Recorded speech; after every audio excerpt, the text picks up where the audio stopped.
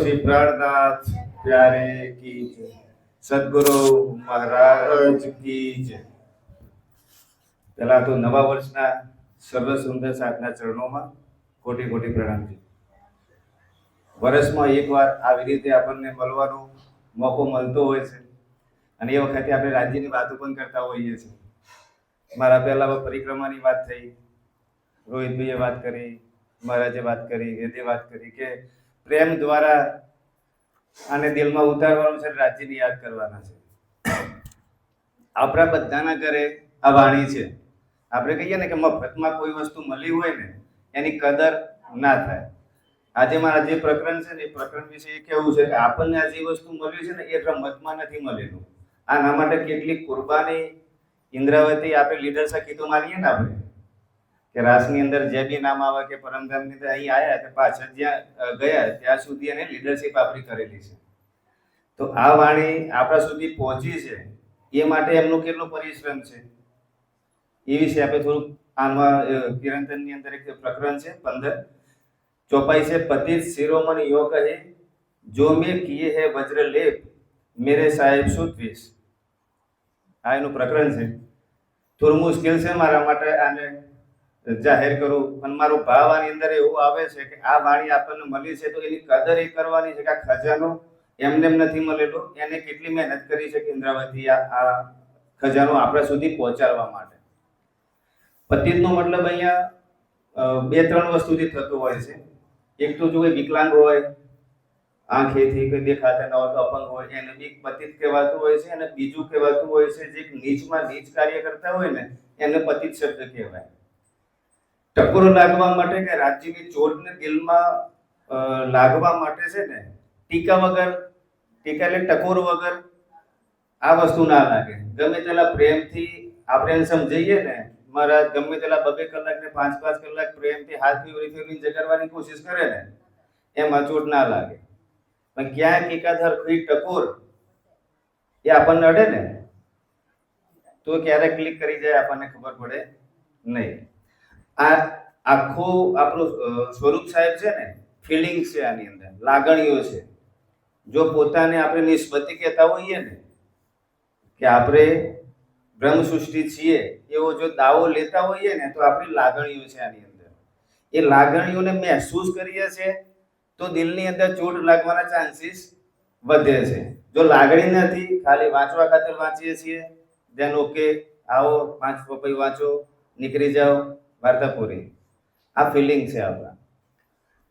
ચોપાઈ છે પતિત શિરોમણિ યો કહે જો મેં કિએ હે વજ્ર લેપ મેરે સાહેબ સુદેશ.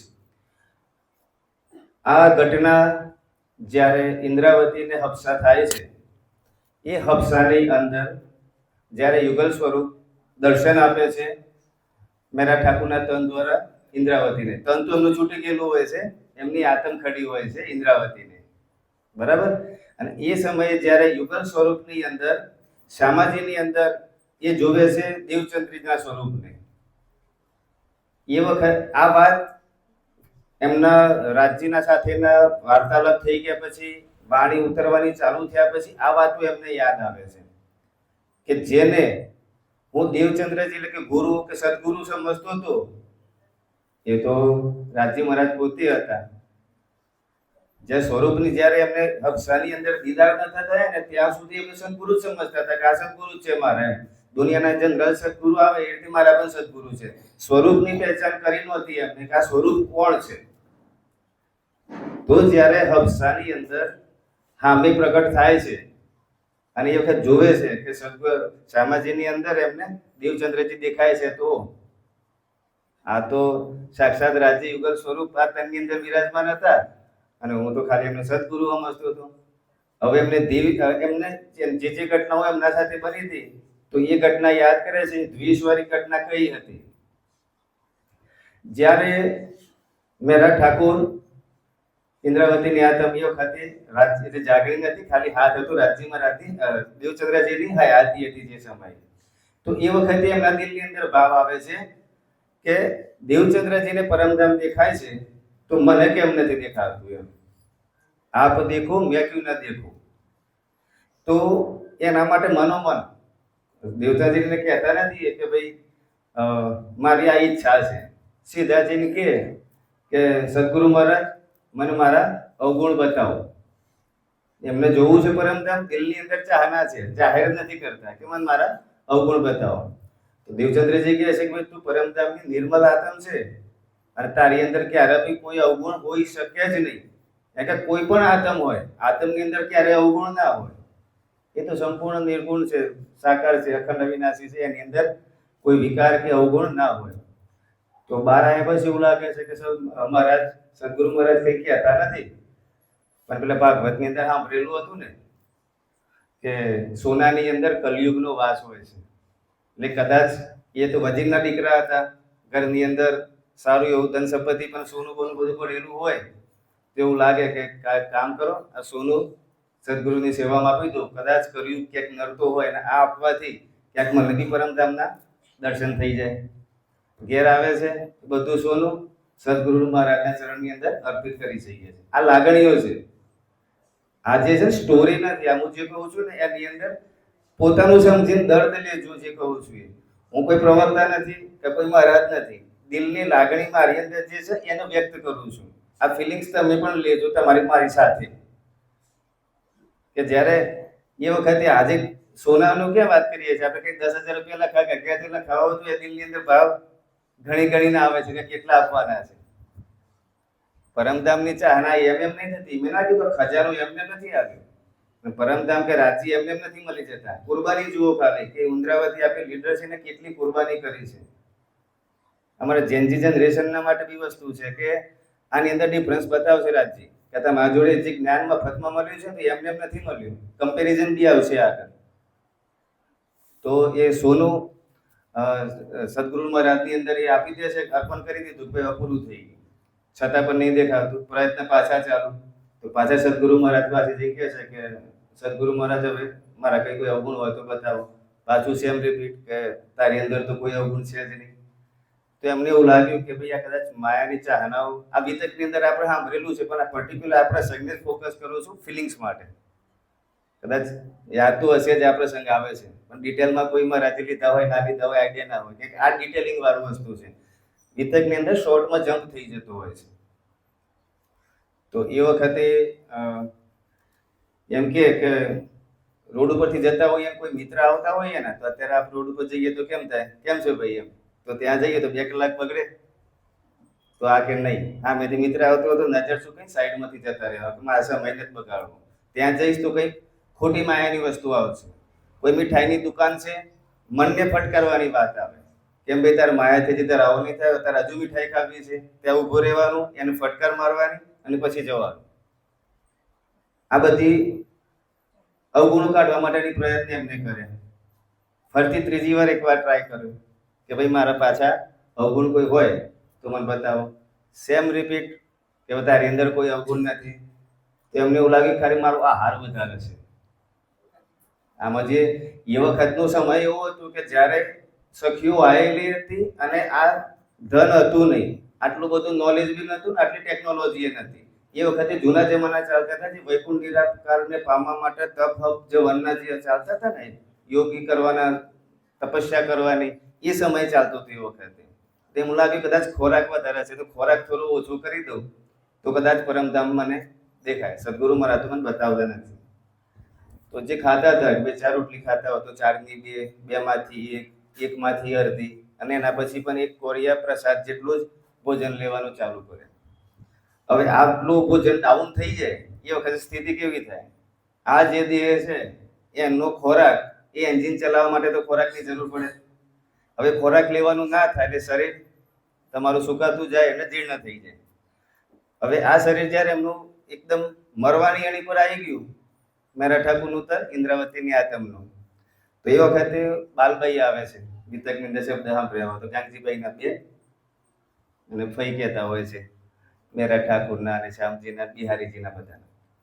એમને એવું કીધું કે એમના ભાઈ જે ગોવર્ધન ઠાકુર હતા ને, એ થોડાક સમય પહેલા એમનું ધામગમન થયેલું હતું. તો એમને કીધું ભાઈ આને બી તમે પાછો વારો, નહીતર એના ભાઈની જેમ આનું પણ ધામગમન થઈ જશે. તો તમારા જોડે કઈ માગણી કરી છે ને કેમ આવું કરે છે?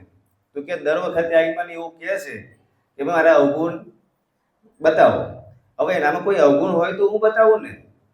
હું પણ જો દુનિયાદારીની જેમ કોઈ મહારાજ બનીને હા ભાઈ તું આ કરી લેજે, આ ખમણ છોડી દેજે ને આ છોડી દેજે ને પેલું છોડી દેજે ને એવું કરવા જવું તો દુનિયામાં મારામાં ફેર શું છે? ખોટું મારે કેમ બોલવું? પણ એક કામ કર, તું આ વખતે એને બોલાવતો આવો, અહીંયા બોલાવો મારી સામે, આ વખતે આપણે એનો ફેસલો કરી દઈએ કે એને શું જોઈએ છે. તો મેરા ઠાકુરને બોલાવવામાં આવે છે દીવચંદ્રજીના સામે અને એમને કહે છે કે તું બોલ. તો આ બધું જે કરે છે તો તું ખુલીને વાત કરે કે તારી ઈચ્છા શું છે. તો આ બધું કરે છે એમને તો કરતો ને તું મને કહેતો નથી. તું મને કહે કે તારે જોઈએ છે શું. તો એ વખતે આ કે છે ઇન્દ્રાવતી કે આપ દેખો મેં ક્યું ના દેખો.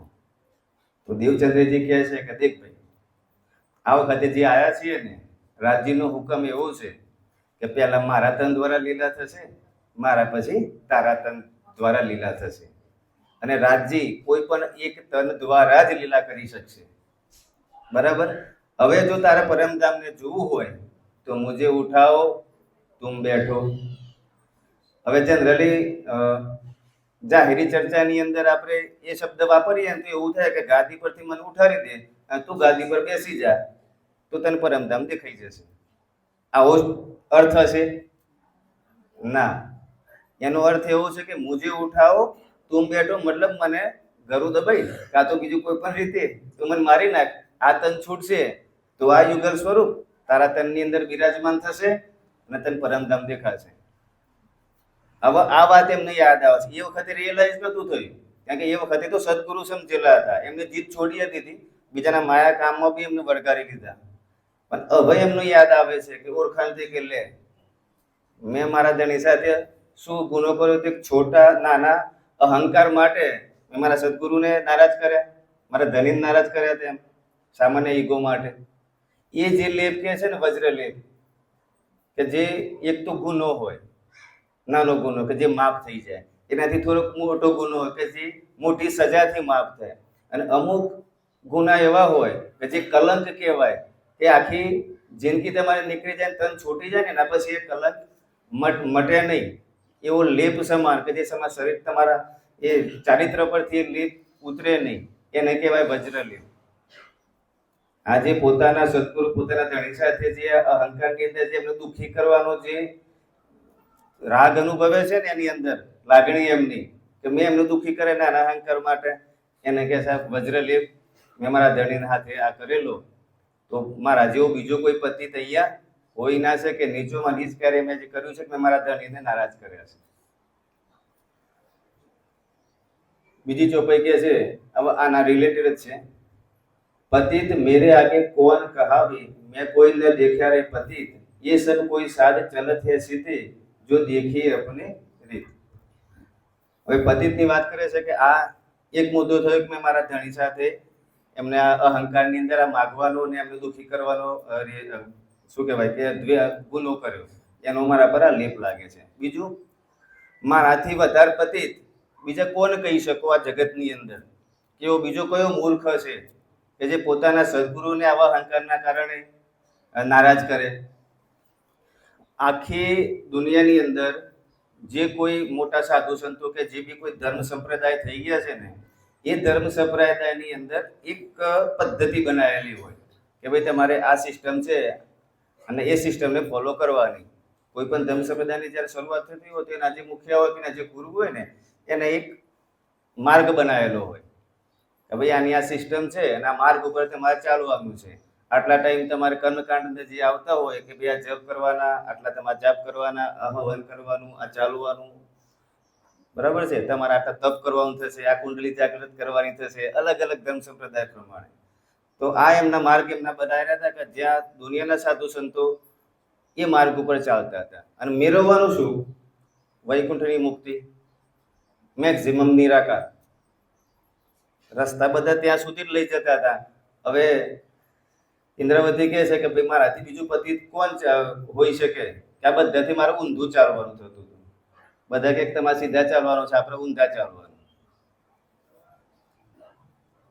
અને આ બધાની અંદર જે ઉલટા ચાલે ને એ વખતે લોકો કોને નજર કરે?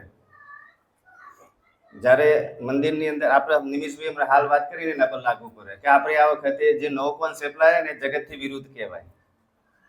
આ પતિતવાળી વસ્તુમાંથી કે અત્યારે નવ વર્ષની આપણે શુભકામનાઓ આપવાનું દરેક જગ્યાએ સિસ્ટમ ચાલે છે. આ કર્યું ને દુકામાં આપણે હવે શુભકામના નહીં જોવું તે વાણીના રાજ્યના સાનિધ્યની અંદર આપણે શુભકામનાઓ બધાને આપવાની એમ પણ રાજ્યને સાથે રાખીને. તો એ વખતે એવું થાય કે આખું જગત જ્યારે વૈકુંઠ નિરાકાર મેળવવા માટે જે રસ્તા પર ચાલતું હશે ને આ એનાથી વિરુદ્ધ ચાલવાની વાત થઈ. દેવચંદ્રજીના દ્વારા જે કસની થયેલી હતી ને પણ એમાં છોડવાની વસ્તુઓ બહુ ઓછી બનેલી છે. 14 વર્ષ સુધી એમને જે ભાગવત સાંભળ્યું એના પછી એમને ભાગવત સાંભળવાનું છોડ્યું. એના પછી જાગૃત બુદ્ધ એમની અંદર હતી. એ જાગૃત બુદ્ધ હોવાના કારણે એ શરૂઆતની જે લીલા યાદ કરવાની હતી જે યોગ માયા સુધીનું હતું એટલું જ એમને જાહેર કરેલું હતું. એટલે બહુ લાંબી પ્રોસેસ કે ત્યાં એમને દોડવાની જરૂર નથી પડી. જ્યારે ઇન્દ્રાવતીની જ્યારે પૂરા નિજ બુદ્ધની લીલા ચાલુ થાય છે ને જ્યારે એ વખતે ઘણી બધી વસ્તુને લડાઈ ફાઇટ કરવાની આવે છે જે દેવ પહેલા તેમના દ્વારા ઓછી આવી. કસની દેવચંદ્રજીની એ ઓછી નથી, એમની ભરપૂર કસની છે પણ લડવાનું નહોતું આવ્યું. એ સ્વયંની પહેચાન કરવા માટે એમને 40-45 વર્ષ બરબાદ કર્યા હતા. એટલે આ એમને મત નથી મળેલી 45 વર્ષ આની અંદર જ ગણાય છે. દેવચંદ્રજીએ 40-45 વર્ષ જે બધી જગ્યાએ કસની કરીને આવ્યા હતા ને એનું ફલસ્વરૂપ આના હાથે જ છે. એ કઈ નબળી વસ્તુ નથી એમ. તો કે આખી દુનિયા જે દિશામાં ચાલતી હતી એની વિરુદ્ધ દિશાની અંદર મારે જવાનું હતું. વિરુદ્ધ દિશા કેવી રીતે? તો કે બધા મૂર્તિ પૂજામાં માને, મારે નથી મારવાનું. બધા ગાદીપતિમાં માને, મારે નથી મારવાનું. ઇન્દ્રાવતી મેરા ઠાકોરે ગાદી છોડી કે નહીં. જ્યારથી દીવ બંદરથી ચાલુ થાય છે ને યાત્રા એના પછી ક્યારે બી નવતનપુરી ગયા. માનની મર્યાદાની વાત નથી, ગાદી પૂજાની વાત કરું છું. પન્નાજીની અંદર ગયા ને, પન્નાજીની ગાદીની અંદર એક ધારતા તો બીજા કોઈ બેસાડી શકતા હતા ને ગાદીપતિ તરીકે. પન્નાજીની અંદર ના બેસાડે ને. એમને સ્થાન શું બતાવ્યા? એક તો હું વાણીમાં છું અને બીજું સુંદર સાધના દિલમાં છું. મારા ભૂતકાળની અંદર મારા એક મિત્ર હતા, અત્યારે અહીંયા હાજરમાં નથી. એને મને એવું કીધેલું એમ કે આપણે બહુ મહેનત કરવાની જરૂર નહીં, કે રાજ્ય 2 સ્થાન કીધા છે. એક તો વાણીમાં છે અને એક તો આપણા દિલમાં છે. તો આપણા દિલની અંદર હોય તો આપણે બહુ વિચારવાની જરૂર આવે નહીં. રાજ્ય આપણા સાથે જ છે. આને વેદી વાત કરીને હવે સેજ બિછાઈ રૂચ રૂચ કે તું આઈ કરો આરામ. હવે રૂચ રૂચની સેજ બનાવીએ તો ખરા આપણે. અહીંયા તો પૂરા આખે માયાનો જેટલો કચરો હોય ને બધો કચરો ભરેલો છે. રાજી રહેશે ક્યાં? આપણા ઘેર કોઈ મહેમાન આવતું હોય તો આપણે ચોખ્ખું ઘર પર વ્યવસ્થિત સાફ કરી રાખતા હોઈએ છીએ. અહીંયા તો રાજ્યના દિલમાં ધારણ કરવાના છે.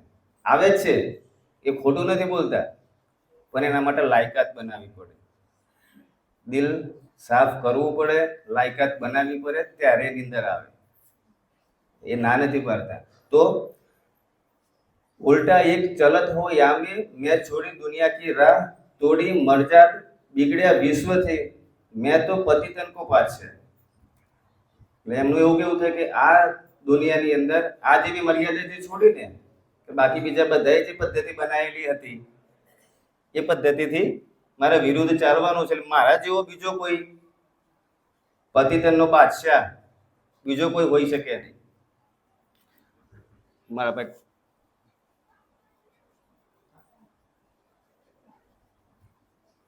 મારા જેવો બીજો કોઈ પતિતનનો બાદશાહ હોઈ શકે નહીં કે એટલા જ કામ મેં કર્યા છે.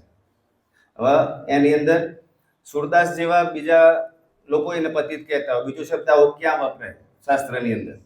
તો સુરદાસજીનું નામ સાંભળ્યું છે, જે અંધ હતા, કૃષ્ણ ભક્ત હતા. આઈ થિંક મહારાષ્ટ્રના હતા, લોકેશન ભૂલ ના પડતી હોય તો. બરાબર ને? તો બધા એમને કહે કે ભાઈ આ કેવો પતિત માણસ છે. કે મૂળ ભક્ત હતા, કૃષ્ણ ભક્ત હતા અને અંધ હતા સુરદાસજી. તો ગામ આખેને પતિત કે. તો રાજ્ય કહે છે કે એ પતિત તો બચારો પતિત કેવી રીતે તમે કહો? તો અંધ અપાહિત છે, એને એવા કોઈ નીચ કામ કરે તમે એને પતિત કહો? એ તો બચારો અપંગ છે. ખાલી તમે એને પતિત કહો છો. પતિતના એ કહેવા લાયક નથી. મારા જેવો બીજો કોઈ પતિત તમને મળશે નહીં અહીંયા કે જેને આવા નીચ કામ કર્યા કે જે જગતથી વિરુદ્ધમાં કેવો હોય. આ રસ્તો સરળ તો છે નહીં મેળવવાનો. આની અંદર યુદ્ધ આવે છે. આ રાજ્ય મેળવવા માટે જે મહેનત કરીને મેં તમને કીધું કે એ રસ્તા કયા છે? રસ્તા છે વૈકુંઠ સુધીના, વૈકુંઠની મુક્તિના છે. મેળવવાનું છે પરમધામને અક્ષરાતીત સુધી પહોંચવાનું છે. એ જર્ની બતાવે છે ઇન્દ્રાવતી, કે મારી જર્ની કેવી રીતે થાય છે, કે ભાઈ પતિતન હું કેવી રીતે છું. એ આખું ગામ જે શૂન્ય નિરાકાર કે વૈકુંઠની મુક્તિ માટે મથે છે, તો હું એના હામી અત્યારે હવે લડાઈમાં ઉતરેલું છે કે મારે એનાથી આગળ જવાનું છે શોધવા માટે.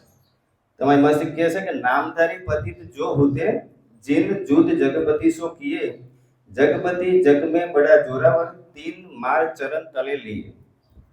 હવે જગપતિ કોણ કહેવાય? અહીંયા આપણે જે માયાની અંદર અહીં બેઠા છીએ મૃત્યુલોકની અંદર, તો આપણા અહીંના જગપતિ કોણ કહેવાય? બ્રહ્મા વિષ્ણુ મહેશ. આ સૃષ્ટિના માલિક તો એ જ છે ને, સંચાલન જેને આપેલું છે, રાજ્ય અહીંની હુકમ શક્તિ અહીં ચાલે છે, અને જગના માલિક તો એ જ કહેવાય ને, કે જેના હાથમાં વહીવટ હોય, જે હાજરમાં હોય એ જ જગપતિ આની અંદર કીધેલું છે. તો જેટલા પણ આના પેલા ઋષિમુનિઓ થઈ ગયા ને, કે જેને વૈકુંઠને ઓરંગવાની કોશિશ કરી હોય, એ બધાને આ બ્રહ્મા વિષ્ણુ મહેશના જે ત્રિદેવ આપણે બેઠેલા છે ને, એ તપ ભંગ કરવાની કોશિશ કરે, તપ ભંગ કરાવવા માટેના પૂરા પ્રયત્નો કરે. આપણે પેલા સિરિયલોની અંદર જોયેલું હોય કે પેલા ઋષિ તપસ્યા કરવા બેઠેલા હોય, તો પેલા સ્વર્ગ ઇન્દ્ર ભગવાનને બીક લાગે કે સારું આ તપસ્યા કરશે તો મારાથી ઉપર નીકળી જશે, મારું આસન જોખમમાં છે, આપણી ખુરશી જશે, તો ત્યાંથી પેલી અપ્સરાઓ આવે ડિસ્ટર્બ કરવા માટે. બરાબર? એ ડિસ્ટર્બ કરે એટલે એનું સતનું જે તપ ઉપર હોય ને, એ તૂટી જાય, એનું નવેસરથી મહેનત કરવી પડે, આગળ ના આવવા દે. રાજા હરિશ્ચંદ્રનું ઉદાહરણ આવે. સત્યવાદી હતા, સતના માર્ગે ચાલવા વાળા હતા. એવી મોટી પરીક્ષા લેવાની ક્યાં જરૂર આવે? કે પોતાના પત્નીને અને બાળકોને એમના પત્નીને જાહેર મંચની અંદર ગામના ચોકા ઉપર વેચવાનું એવી સિચ્યુએશન ઊભી કરી દે છે કે એને વેચવા પડે. પોતાના છોકરાના સાથ એમના હાથે શું કહેવાય અગ્નિદાહ આપવા સુધીનો પરીક્ષા લે છે. એ આખી સ્ટોરી જોઈ લેજો હરિશ્ચંદ્ર રાજા વાળી. તો એટલા તમારા પર અત્યાચાર કે તમને એ સત્યના માર્ગમાંથી તોડવા માટેના આ જગના જગપતિના બર છે એ વખતે. હવે ઇન્દ્રાવતી કહે છે કે આવા જગપતિ હામી પડાય તો નહીં, આના માટે બીજો કોઈક રસ્તો કરવો પડે ને, તો પટલી ગલીમાંથી નીકળી જાવ, આપણે એને હામી જોવું જ નથી, આગળ વધવાનું છે. અને એનું સ્થાન ખબર છે કે આપણે ભાઈ વૈકુંઠ સુધી જ આની મર્યાદા છે, એ તોડવું હોય તો એના હાથે લઈને જવું પડે, એના હામે જાઓ તો એ તરિયા પર લાવી દેશે. તો એના માટે બચવાનો રસ્તો બીજો કરવો પડે ને, અને પટલી ગલીમાંથી નીકળી જાઓ. અને અત્યાર સુધી જેને બી આ તપસ્યા કર્યા હશે ને, અને એમાંથી કદાચ કોઈ બચી બી ગયું હશે, આ ત્રિદેવના શું કહેવાય એમના જે લોભામણી લાલચોમાંથી કદાચ કોઈ બચીને નીકળી બી ગયા હશે ને, તો મેક્સિમમ શૂન્ય અને નિરાકાર સુધી, એનાથી આગળ તો બીજો કોઈ પહોંચી શક્યો નથી. મેક્સિમમ એમની લિમિટ ત્યાં સુધી જ આવી છે કે એનાથી આગળ કોઈ જઈ શકે એવું શક્ય જ નથી. એક ક્ષર બ્રહ્માંડની અંદરનું જે જ્ઞાન છે, એનાથી બહારનું જ્ઞાન તો ખુદા સિવાય બીજું કોઈ આપી શકે નહીં. તો આમાં કે મેં ઉલટાએ આદમ જુગતે જગાઈ પારકી તરફ ફિરાઈ શૂન્ય નિરાકાર પાર પર આતમ મેં તો દ્રષ્ટ ચડાય. મેં કીધું ને કે હવે આપણે એ રસ્તા પર નહીં જ જવું વૈકુંઠ વાળામાં. સદગુરુજી દેવચંદ્રજી કીધેલું હતું એટલે થોડી ઘણી આઈડિયા તો હતી ને કે હવે આપણે એને છોડો સાઈડમાં, અને એવું સામે જોઈએ તો આપણને મારવાની કોશિશ કરે, આપણે સામે જોવું જ નથી, મોઢું બતાવવું જ નહીં, કે દાદાગીરી નથી કરવી, આપણે સાઈડમાંથી નીકળી જાવ. હવે આગળનો રસ્તો જે બતાવે છે એની અંદર એમ કે જવાનું ક્યાં થઈ, કે અક્ષરની જે 5 વાસનાઓની જે કીધી છે, કે જે અક્ષર ભગવાનને અક્ષરાતીત માને છે, એમના ભગવાન છે, કે એમનું નોલેજ સબલિક સુધી છે. આમાં બહુ લાંબુ નહીં કરું, કે આગળ પરમધામની ઘણી બધી વાતો થઈ ચૂકેલી છે. અત્યારે ખાલી આપણે રસ્તાની અને કુરબાનીની લાગણીઓની વાત કરું છું, કે એ મહેનત કરવા માટે એમને કેટલી મહેનત કરેલી છે આની અંદર એમ. તો એમને એ રસ્તો શોધવાનો ચાલુ કર્યો કે પટલી ગલીમાંથી નીકળ્યા છે તો અમારે યુદ્ધ કરવાનું છે. તો યુદ્ધ કોના સાથે કરવાનું થાય? એક તો જગપતિ સાથે કરવાનું હતું, એમાંથી તો નીકળી ગયા સાઈડમાંથી. એનાથી આગળ જવાનું આવે યોગમાયાનું. યોગમાયા પછી પરમધામની અંદર કેવી રીતે પહોંચ્યા જોવાની અંદર છે ને, अब अक्षर के पार में युद्ध बनाऊं सकल आउत अंग साजू प्रेम की सैन्य प्रकट चलाऊं कंठ अक्षरातीत मिलाऊं. રસ્તો એમને પકડી લીધો કે ભાઈ હવે શૂન્ય નિરાકારથી પાર થવા માટે આ યુગમાયાનો જવાનો રસ્તો આ છે, એમાં મારે આ 3 જગપતિની જરૂર પડવાની નથી. હવે મારે ત્યાં પહોંચવું છે તો મારે યુદ્ધ કેવી રીતે કરવું? યુદ્ધ કરવાનું છે આ દેહથી. આની અંદર જે આયુધ લખ્યા છે ને કે સમગ્ર આયુધ સાજો અને પ્રેમ કી સૈન્ય પ્રગટ ચલાવો. હવે એનો વશમાં કરવો હોય તો એનો વશમાં કેવી રીતે કરી શકાય? તો આપણા જે ગુણ અંગ ને ઇન્દ્રિય છે ને એને બનાવો હથિયાર. 2 દિવસ પહેલા વાત થઈ હતી કે વિકારો આપણી અંદર જે ઇન્દ્રિયો છે ને એ માધ્યમ છે. તમે ઇન્દ્રિયને છોડી કે વિકારોને છોડી રાજ્ય પ્રાપ્ત ના કરી શકો. ખાલી રસ્તો ફેરવવાનો છે. ઇન્દ્રિયો ખરાબ નથી એના રસ્તા ખરાબ. આંખ છે તેનું કામ જોવાનું છે. શું જોવું તમારા પર ડિપેન્ડ છે. તમે જ્યારે દ્રષ્ટિ ફેરવો છો જોવાની તો એ જ ઇન્દ્રિયો તમારા સપોર્ટર છે. કામ, ક્રોધ, લોભ, મોહ, અહંકાર વિકારો છે ને એ વિકારોને પોઝિટિવ રૂપમાં ફેરવો છો તો ફાયદો જ કરે છે. અને એના વગર તમે રાજ્ય મેળવી શકવાના નથી, કારણ કે આ દેહમાં લિમિટ છે. એ લિમિટ ગુણ અંગેન્દ્રિયને સાથે રાખીને મેળવવાનું છે. તો રાજ્ય કહે છે કે એને હું સજાવું મારા અંગોને. ભાઈ મન તૈયાર થઈ જા, આંખો તમે તૈયાર થઈ જાઓ. રાજ્ય સાથે આપણે મેળવવાનું છે ને એને મેળવવા માટે યુદ્ધ કરવાનું છે. જે રસ્તામાં આવે ને એ બધાને પાડી દેવાના છે. ડિસ્ટર્બન્સ ના આવવો જોઈએ. જે કોઈ દજ્જાલ આવે છે આપણને મેળવવામાં એને પાડવાના છે. અને આ બધા શસ્ત્રોના જે ધાર કાઢવાની આવે ને અને જે સેના તૈયાર થાય ને એના માટે પ્રેમની જરૂર પડે. આ બધા શસ્ત્રો આપણા જે હથિયારો છે ને એનું બળ છે પ્રેમની અંદર. આ પ્રેમના સારા સમગ્ર ગુણ અંગેન્દ્રિયને તૈયાર કરું અને પ્રેમની સજ્જા ચરાઈ અને એ મારા અક્ષાતીત સાથે કંઠથી કંઠ મિલાવવાનું. મારું મિલન એના હાથે થાય અને ત્યાં સુધી મારે પહોંચવાનું છે. पतित ऐसी पुकार न कीजिए पर मोको इन चोटे अगिन लगाई बहुत बरस में राखी अंदर अब तो ટાંકી ન જાય. આ પતિતનનું જે બોજ ઇન્દ્રવતીના દિલની અંદર હતો ને એની અંદર ઘણા સમય એમનું એવું કેવું થાય કે મેં બહુ અંદર મૂકી રાખ્યું હતું પણ હવે મારાથી આ રહેવાતું નથી. આ પોતાને પતિતન કેવું કે નીચોમાં નીચ કેવું ના સ્વીકાર કરવો ને. દર વખતે પ્રતિજ્ઞા લઈએ ને આપણે અહીંયા કે હું મારા અવગુણ કોઈક આપણે કાઢીશ કે આ વખતે આ પ્રતિજ્ઞા લઉં છું કે વચ્ચે આ વસ્તુ કરીશું, તો એના પર અડગ રહેવા માટે એનાથી તો આના કરતા તો ઓછું જ છે. આપણે કે જાહેરની અંદર મારા પોતાની જાતને કંઈક ખરાબ કહેવી હોય કે મારા અવગુણને પ્રદર્શિત કરવું હોય ને એવું તો આપણે કરવાનું નથી કહેવામાં આવતું. આપણે આપણી જાત સાથે જ કમિટમેન્ટ કરવાના છે કે ભાઈ મારે આ કરવું, કોઈ બતાવવાનું પણ નથી. સેકન્ડ રિઝલ્ટ તમારે જ જોવાનું છે, કમિટમેન્ટ તમારે જ કરવાનું છે. તો આની અંદર ઇન્દ્રાવતી એવું કહે છે કે ભાઈ હવે આ પુકાર જે હું કરું છું ને એ દિલની અંદર દબાઈ રાખેલો હતો. આ બધો જ વસ્તુ મારા દિલની અંદર બોજ હતો. મારો બોજ હળવો કેમ કરવો? આ આગ સહન કરી શકાય એવી નથી. કોઈ પણ વસ્તુનો રંજ આપણા દિલની અંદર હોય ને તો એ રંજ જલ્દી છૂટે નહીં. અને જ્યાં સુધી રંજ છૂટે નહીં ત્યાં સુધી દિલની અંદર છે ને એ વસ્તુ તડપ આવતી હોય, લાગણી હોય ત્યાં. તો એ અગ્નિ છે ને રાતે ઊંઘવા બી ના દે અને દિવસ દરમિયાન તમારું કોઈ જગ્યાએ ચિત્ત લાગવા બી ના દે. જ્યાં સુધી નિર્મળ થવાની જે વાત કરી છે ને આપણે ગરીબી ભાવ કરવા માટે, દિલ સાફ કરવા માટે આ બધી વસ્તુ આવે કે જે જ્યાં સુધી દિલમાં કોઈ વસ્તુ ઉભરો હોય ખાલી ના કરીએ ને ત્યાં સુધી આ વસ્તુ ક્લિયર ના થાય. પાર કે પાર જાય પહોંચ્યા, જીવત અખંડ સુખ પાયા, પતિતન કે સિર મહામત મુકુટ મની, જીન એ યુદ્ધ મેં લખાયા.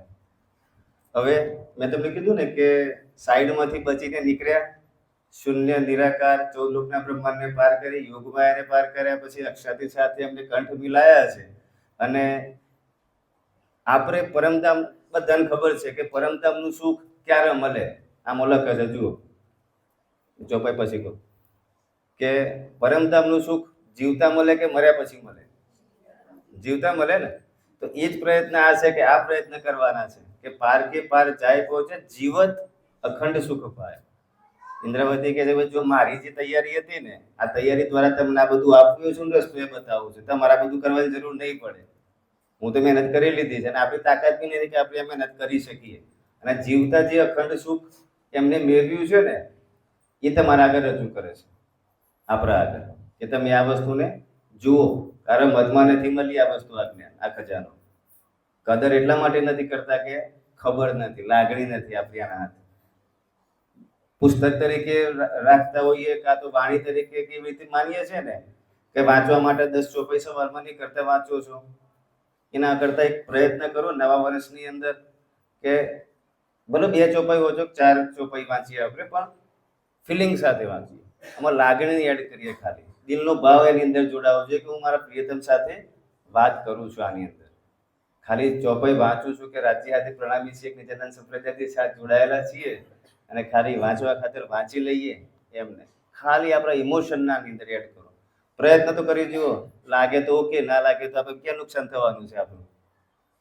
વાંચતા હોય એના માટે સારો કોન્સેપ્ટ હતો આ વખતનો આપણું કે બધા સુંદર સાથ ને વાણી આધારિત જે વસ્તુ કરીને બહુ સરસ મજા આવે એવી વસ્તુ છે કે એક વાર શરૂઆત થાય ને મંથન કરવાની તો આગળ જતા ઘણું સાચું. પહેલી વાર મેં મને બોલવા માટે એવું ઊભું કર્યું ને એ વખતે એકલો હતો. હવે એવું લાગે હું એકલો નથી, મારા ઘણા સાથી મારા હાથે છે. હવે ટેન્શન ના આવે, જોડીદારો તૈયાર થઈ ગયા ને બધા એમ. અને આનંદ બી થાય કે અહીં કંઈક બોલતા હોઈએ ને તો એ મંથન થાય છે. અને જે મેળવીએ છે, જે પ્રયત્ન કરીએ છીએ, એકબીજા સાથે શેર કરીએ છીએ ને, જાગોને જગાવવાનો જે આપણો કોલ છે ને, એ કોલ ત્યારે જ પૂરો થાય કે જ્યારે મારા કોઈ પ્રયત્ન દ્વારા મને કોઈ વસ્તુ મળી હોય ને તો હું પ્રગટ કરું. કોઈ સ્વીકારે ના સ્વીકારે અલગ વસ્તુ છે. કદાચ તમે કોઈ ટ્રાય કરે છે, કદાચ બધાના રસ્તા અલગ અલગ હોય છે, કોઈ રસ્તો લાગી જાય છે તો રાજી કે ઘણી મહેનત કર્યા પછી છીએ એક જ જનરેશનની અંદર. મારાથી ઓલ્ડ જનરેશન એમાં ના કહી શકું, મારા જેટલા જનરેશનની અંદર તો જનરલી પ્રોબ્લેમ સેમ જ ફેસ થતા હોય. આને કીધું ને કે નવું જનરેશન છે ને મિસગાઈડ નથી, કન્ફ્યુઝ છે. એટલે એમાં એના જનરેશનની ખબર હોય કે કન્ફ્યુઝન વાતો થતી હોય એટલે ખબર હોય કે આ મિસગાઈડ છે કે કન્ફ્યુઝન વાળા છે. એટલે મારા વખતના જે છોકરાઓ છે કે જે નવું છે તો એમને ખ્યાલ આવે કે ભાઈ આ પ્રયત્ન કરવાથી કદાચ ક્યાંક એકાદ તાર જોડાઈ જાય રાજ્ય સાથે, મને કંઈક અંદર કંઈક અંકુર નીકળે ના જે વિમુખ થયેલા હોઈએ તો રાજ્યને જોડી આવીએ, પોસિબલ થાય. તો મહામતી કહેશે કે આ જે મણી હોય ને મુકટ ઉપર, એની શોભા જે રે મણીની શોભા નથી હતી, પણ કિંમત હોય છે એ જગ્યાની. કે હું જે પતિતન છું ને તે પતિતનનો જે બી સમ્રાટ હોય ને એ સમ્રાટનો જે મુકટ હોય ને એ મુકટનો હું મણી થવું ને એટલી પતિતન છે મારામાં. એટલા નીચ કામ મેં કર્યા છે આની અંદર જગતના હાથે વિરોધ કરીને. આ દિલ ખાલી કરે છે એમને. દિલની અંદર જે પેલો ઉકળાટ ભરેલો છે ને, જે સદગુરુના સાથે દ્વેષથી ચાલુ કરીને અહીં સુધી જે ઉકળાટ ભરેલો છે ને, એ ઉકળાટ ખાલી કરે છે કે ભાઈ મારાથી બીજો કોઈ પતિતન મોટો હોઈ શકે નહીં. કે પતિતનનો આખો કોઈ બજાર પર આવવામાં આવે કે ભાઈ દુનિયાના જેટલા પતિત હોય ને બધાને બોલાવતા હો તમે, અને એનો જે સમ્રાટ બને ને અને એનો જે મુકટ હોય, કિંમત મુકટની હોય. જે રાજા બન્યો છે એ ના હોય, મુકટને પડી જાય ને તો એ રાજાની વેલ્યુ ડાઉન થઈ જાય. તો રાજાનો જે મુકટ હોય ને એની અંદર બી જે મણી હોય ને એ મણી જેવી પતિતન છે મારાથી બીજો કોઈ મોટો પતિતન આની અંદર હોઈ શકે નહીં. તો આપણે તો કમસે કમ એટલા નીચ કામ કરવાના, કેટલું શું કહેવાય, ઉકળાટ ખાલી કરવાનો નથી. આપણે તો સીધું રાજ્ય આપ્યું છે. તો નવા વર્ષની અંદર ખાલી એટલી અપેક્ષા રાખીએ કે જે આવતા વર્ષની અંદર જે બી કોઈ આપણે વાણીની 4 ચોપાઈ વાંચતા હોઈએ કે જે બી કોઈ મંથન કરતા હોઈએ તો ખાલી ઇમોશન થોડુંક આની અંદર એડ કરીએ. રહેણી તો કરવાની જ છે, ચિંતન બી કરવાના છે, બાકી બધી પ્રોસિજર તો ચાલુ જ છે, એમાં કોઈ ઘટાડવાની વસ્તુ નથી. ખાલી એક પ્રયત્ન, ખાલી ઇમોશન આની અંદર એડ કરવાનો ટ્રાય કરીએ. મારા તરફથી એક પ્રયત્ન કરજો, 1 વાર 2 વાર 5 વાર 2-4 મહિના રિઝલ્ટ મળે તો ઓકે, ને કે છોડી દેજો, એમાં બીજું કોઈ નુકસાન છે નહીં. બીજી કોઈ ભૂલચૂક થઈ ગઈ હોય તો માફ કરજો. ફરીથી નવા વર્ષના આપ સર્વ સુંદર સાથને શુભકામનાઓ અને દરેકના ચરણની અંદર કોટી કોટી પ્રણામ.